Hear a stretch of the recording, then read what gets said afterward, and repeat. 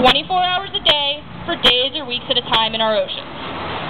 We want to give everyone a taste of what seismic air gun testing is like, and urge our fellow Georgians and our elected officials to oppose seismic air gun testing in the Atlantic and instead opt for renewable energy that promises to create more jobs, cause less environmental degradation, and make the U.S. a leader in clean energy. I would now like to welcome Paul Wolff, City Councilman from Tybee Island.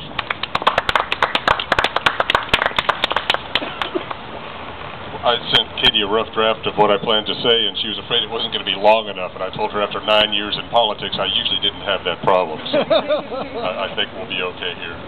I count my blessings every day that I'm lucky enough to live in coastal Georgia, but sometimes I feel like a member of an endangered species in a disappearing habitat.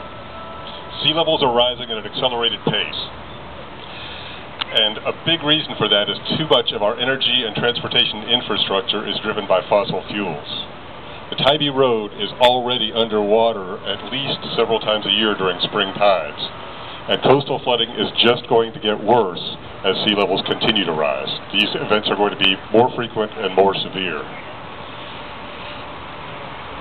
We need to be making the transition from fossil fuels to renewable energy generation, and we need to be doing it sooner rather than later. I just found out recently that worldwide greenhouse gas emissions have gone up 3% in the past year, and that's after most of the industrialized countries took pledges to reduce them. Ironically, the United States, which was not one of those countries, did reduce greenhouse gas emissions 2% during the last year. The only other country that did was Germany, and they've done everything they can to do a better job of generating renewable energy and getting away from fossil fuels. So we have our work cut out for us in educating people, in sticking to what we said we're going to do, and in replacing all manners of fossil fuels: coal, natural gas, nuclear, well, not nuclear, but oil of all descriptions, with wind, solar, geothermal, hydro, everything we can do that doesn't cause those problems. In 2009, Environment America released a report that compared the potential impact of extracting all the petroleum off the U.S. Outer Continental Shelf with the annual revenue generated by coastal tourism and commercial and recreational fishing.